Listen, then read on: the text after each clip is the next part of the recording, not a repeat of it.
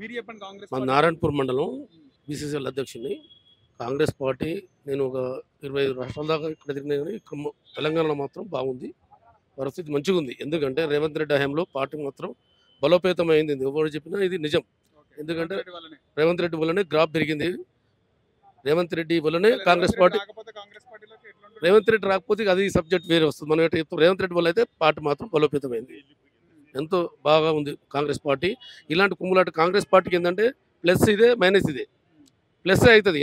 ప్రతిపక్షాలున్న ఎలా అడుగుతారో కాంగ్రెస్ పార్టీలో ఒక రేవంత్ రెడ్డి తప్పు చేస్తే మల్లు రవి అడుగుతాడు, మల్లు రవి తప్పు చేస్తే రేవంత్ రెడ్డి అడుగుతాడు. ఇది కాంగ్రెస్ నిర్ణయించుకుంటుంది. సమన్వయం ఉందా? ఎప్పుడు ఇప్పుడు రేవంత్ రెడ్డి, బట్టి విక్రమార్క ఆయన సెపరేట్ పాదయాత్ర, సమన్వయం ఉంటుంది, కోమటిరెడ్డి కంపల్సరీ వెంకటరెడ్డి సమన్వయం ఉంటుంది. చెప్తున్నారు కదా. సమన్వయం ఉంటుంది. ఎందుకంటే కాంగ్రెస్ని మనలో అధికారంలో తేవాలని అందరికీ పట్టుదలతో వచ్చింది మన ఖమ్మం మీటింగ్ తోటి. ఎందుకంటే కాంగ్రెస్ పార్టీ ఎప్పుడైనా కాంగ్రెస్ పార్టీ ఉంటేనే ప్రజలకు కానీ తెలంగాణ కానీ మంచిగా బాగుపడుతుందని మా ఉద్దేశం. అది విషయం ఏంటంటే కాంగ్రెస్లో ఏమంటారంటే గ్రూపులు ఉంటాయి. గ్రూప్ ఏ పార్టీలు లేవంటే గ్రూపులు ప్రతి ఒక్క పార్టీలో ఉన్నాయి. ఒక ఇంటర్లో గ్రూపులు ఉంటాయి, పార్టీలలో ఎందుకు ఉంటాయి? సహజం. అది కాంగ్రెస్ పార్టీ కూర్చోబెట్టి సెట్ చేస్తుంది, అందరినీ సెట్ చేస్తుంది. రాబోయే ఎలక్షన్లలో మంచి మెజార్టీ తోటి రేవంత్ రెడ్డి నాయకత్వంలో ముందుకు పోతుంది. ఇది మాత్రం వాస్తవం. కాంగ్రెస్ పార్టీ గెలిస్తే ఎవరైతే ముఖ్యమంత్రి పార్టీ? కాంగ్రెస్ పార్టీ గెలిస్తే అది అధినాయకత్వం చూసుకుంటుంది. ఫార్ములా ఎలా చేస్తారు అనేది మేము అనుకుంటున్నాం. రేవంత్ రెడ్డి కష్టపడుతుంది బాగా, కాబట్టి రేవంత్ రెడ్డి గారికి ఛాన్స్ ఉంటుంది. తర్వాత లేకపోతే కర్ణాటక ఫార్ములా పాటిస్తామని చెప్పలేం. ముఖ్యంగా ఇప్పుడు పార్టీ ఇంత పటిష్టంగా అయిందంటే కారణం ఎవరంటారు అయితే? రేవంత్ రెడ్డి, దానికి ఎవరన్నా కాదన్నా రేవంత్ రెడ్డి. కాంగ్రెస్ పార్టీ ఇంత బలోపేతం చేసింది రేవంత్ రెడ్డి. బట్టి విక్రమార్క కూడా ఆయన కూడా సెపరేట్ పాదయాత్ర చేసింది కదా. చేస్తున్నారు పాదయాత్ర. ఏంటంటే ఇప్పుడు కాంగ్రెస్ పార్టీ ఎట్లా ఉంటుంది, అధినాయకత్వం నిర్ణయిస్తారు కాబట్టి బట్టి కూడా కష్టపడుతుండు చేస్తుండు. కానీ సీఎం అయ్యేది మాత్రం ఇద్దట్లో ఎవరన్నా అయితే అధినాయకత్వం నిర్ణయిస్తుంది. అది విషయం. సో మొత్తానికి కాంగ్రెస్ పార్టీ వచ్చే ఎన్నికల్లో గెలుస్తుంది అంటారు అయితే? గెలుస్తుంది, కంపల్సరీ గెలుస్తుంది. మొన్న బై ఎలక్షన్లో కూడా మేము రాజగోపాల్ రెడ్డి ఓడిపోతాడని చెప్పినా ఓడిపోయాడు. కంపల్సరీ అది ఉంటాయి. ఎందుకంటే కాంగ్రెస్ పార్టీ తెలంగాణలో చాలా వరకు తెలంగాణ ఇచ్చింది కాంగ్రెస్ పార్టీ. కాబట్టి ఒకసారి ఛాన్స్ ఇవ్వాలని ప్రజలు కూడా కోరుకుంటున్నారు, ప్రజలు కూడా అనుకుంటున్నారు. ఏ ఊరికి పోయినా ఎక్కడ పోయినా. సో ఇప్పుడు చాలా మంది కాంగ్రెస్ నాయకులు కూడా బీజేపీలోకి పోయినారు కదా. బీజేపీలో కోల్పోయారు కాంగ్రెస్ నాయకులు. మర్రి శశిధర్ రెడ్డి అలా మర్రి శశీందర్ రెడ్డి అయిపోయిన పని. ఆయనదేం లేదు. ఆయన అక్కడ పోయినా ఆయన వెనక పెంచి కాంగ్రెస్లో ముందు పెంచున్న వాళ్ళు బీజేపీలో పోతే వెనక పెంచి రేవంత్ రెడ్డి అది లక్ష్మీపతి యాదవ్, షేర్లింగంపల్లి అంత వాళ్ళంతా కర్మిషన్ లేని లీడర్లు అండి. వాళ్ళకి ఏం కర్మిషన్ ఉంది? వీళ్ళందరూ మాజీ ఎమ్మెల్యేలు ఓవర్ మంత్రి. ఇప్పుడు మర్రి శశీందర్ రెడ్డి ఉండు, సనత్ నారాయణ గెలుస్తాడా?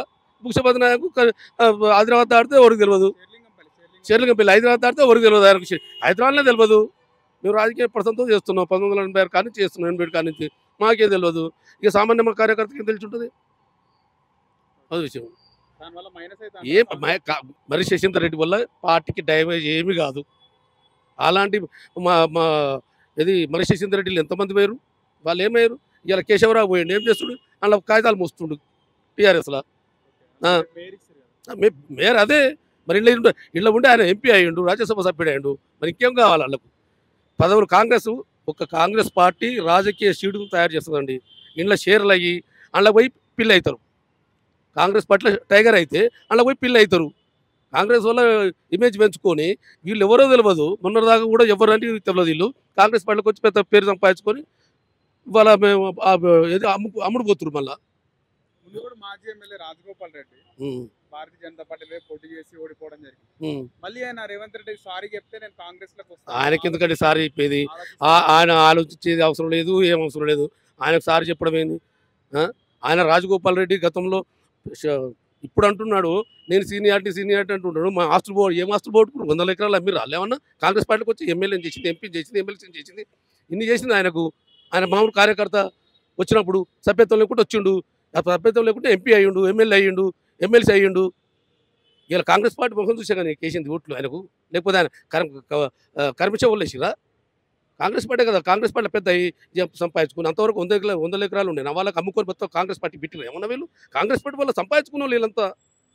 నిజమా కదా? అది జగన్మోహన్ సత్యం. కాంగ్రెస్ పార్టీలకు వచ్చే నాటికి ఈయన ఆస్తులు ఎంత ఉండే, ఇలా ఆస్తులు ఎంత అయినాయి? రాజకీయ నాయకులు ఇట్లా మాట్లాడడం కరెక్ట్ కాదు. ఎవరైనా కాంగ్రెస్ పార్టీలోకి వస్తేప్పుడు ఏముండే? రాజగోపాల్ రెడ్డికి కానీ ఇంకోరికి చిరుమర్తి లింగయ్యకి కానీ వీళ్ళు ఎండ పెద్ద అయ్యారు, ఎండ రకంగా ఇదయ్యారు. వాళ్ళు కాంగ్రెస్ పార్టీ తిట్టామంటే కన్న తల్లి రొమ్ముకి గుద్దినట్టే ఉండదు. కాంగ్రెస్ పార్టీ పెద్దయిన వాళ్ళు వీళ్ళు అంతా. బీజేపీ అధ్యక్షుడు మార్చారు కదా, బండి సంజయ్ మార్చి కిషన్ రెడ్డిని పెట్టిర్రు. పెట్టిర్రు. ఆ కిషన్ రెడ్డి వరకు 2 సార్లు చేసిర్రు. ఊదు కాలదు, పీరు లేవదు. ఆయన ఎందుకనే పెట్టిర్రు. కేసీఆర్ పెట్టిన క్యాండిడేట్ ఆయన. అందుకే ఈ బండి సంజయ్ ఉంటే వ్యతిరేకిస్తాడు. ఈయన వచ్చిన మాటలు మాట్లాడి అల్లు అటవులు కానీ అది హిందూ మతం అని పోయిండు ముందుకు. ఆ మతం ఎన్ని రోజులు పనిచేస్తుంది నార్త్ ఇండియాలో. ఎందుకు పెట్టినారంటారు కిషన్ రెడ్డి కేసీఆర్ కోబాటు. కిషన్ రెడ్డి ఉంటే మంచిగా ఇప్పుడు మహమ్మద్ అలీ ఉండు కదా హోమ్ మినిస్టర్, ఆయన టైప్.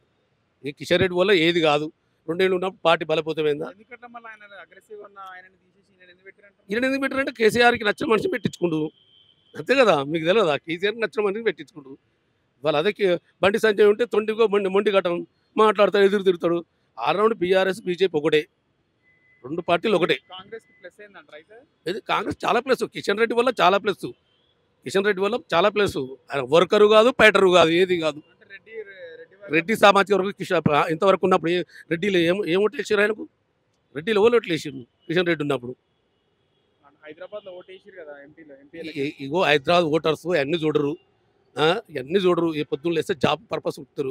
గ్రామీణ ప్రాంతం నుంచి డిస్ట్రిక్ట్ ఉన్న వాళ్ళే రాజకీయాన్ని ఇచ్చేస్తారు తప్ప సిటీ ఓటర్లు ఏం చేయనా వాళ్ళ జాబులు అవి చూసుకుంటారు, పోతారు. అంతే తప్ప అంతే ఏం చూడరు. పేపర్ ముఖం చూడరు, కనీసం యూట్యూబ్ కూడా చూడరు వాళ్ళు. 6కి 5కి లేచినట్టే తయారైనట్టే 8కి కురకాలి. ట్రాఫిక్లో ఇక్కడ జాబ్ పోయేది, మళ్ళీ వస్తారు 9 అవుతుంది. ఫ్రెష్ అప్ అయి ఉంటారు వాళ్ళు. రాజకీయాల గురించి పట్టించుకోరు. ఎంతసేపు ఉన్నా వాళ్ళకి కావాల్సింది రాముడు సీత అని బీజేపీలో వస్తారు, వాళ్ళకి ఓట్లు కుట్టారు, అయిపోతుంది అంతే. అంత తప్ప ఏం లేదు.